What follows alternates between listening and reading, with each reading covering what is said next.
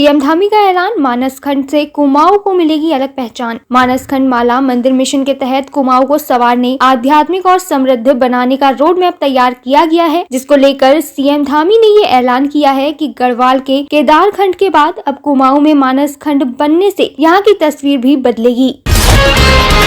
देहरादून के 4 लाख परिवारों तक पहुंचेगा रामलला की प्राण प्रतिष्ठा का निमंत्रण। 22 जनवरी को अयोध्या में रामलला की प्राण प्रतिष्ठा कराई जानी है। इसी के लिए देहरादून के करीब 4 लाख परिवारों को 15 जनवरी तक निमंत्रण भेजा जाना है, जिसको लेकर बजरंग दल, विश्व हिंदू परिषद और आरएसएस काम में जुट गई है।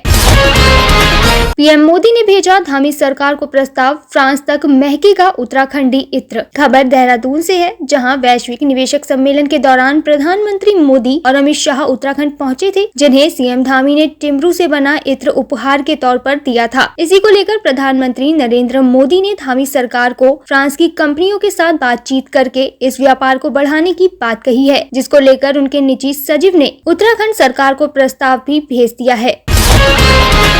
भूमिधरी अधिकारों की मांग को लेकर बाजपुर में निकाली गई विशाल ट्रैक्टर रैली। भूमिधरी अधिकारों की मांग को लेकर आंदोलनकारियों ने विशाल ट्रैक्टर रैली निकाली और साथ ही सरकार को चेतावनी दी कि अगर उनकी मांगों को जल्द पूरा नहीं किया गया तो वह अपने ट्रैक्टरों के साथ देहरादून में कूच करेंगे।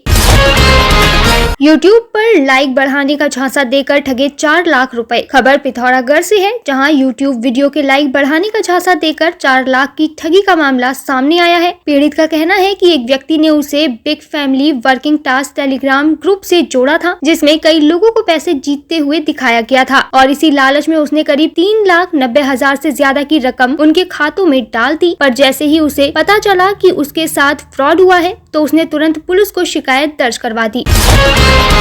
भारत का ग्रोथ इंजन बनने को तैयार उत्तराखंड, सीएम धामी का कहना है कि नरेंद्र मोदी के मार्गदर्शन में उत्तराखंड देश के ग्रोथ इंजन की भूमिका निभाने को तैयार है। यहाँ पर निवेश को लेकर सुरक्षा और विकास की 100% गारंटी है।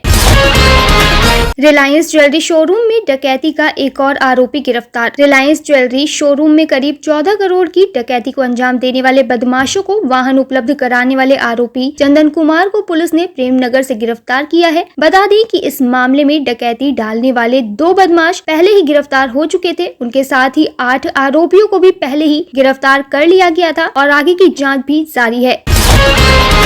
जोशीमठ से औली जाने वाले पर्यटकों को हो रही दिक्कतें। तापमान में गिरावट और सड़क पर पाला पड़ने से उत्तराखंड के जोशीमठ से औली जाने वाले पर्यटकों को दिक्कतों का सामना करना पड़ रहा है। रास्ते में उनकी गाड़ियां फिसल रही हैं, जिसको लेकर लोक निर्माण विभाग के अधिकारियों का कहना है कि जल्द ही सड़क पर चूना और नमक छिड़काया जाएगा, जिससे यातायात में ज्यादा दिक्कत न हो। ट्रेन की चपेट में आने से पूर्व सांसद पासी के भांजे और एक अन्य की मौत। गोला नदी पर बने रेलवे पुल पर ट्रेन की चपेट में आने से पूर्व सांसद बलराज पासी के भांजे सहित 2 युवकों की मौत हो गई, जबकि तीसरा युवक योगेश बाल बच गया, जिसने पुलिस को इस घटना की सूचना दी थी।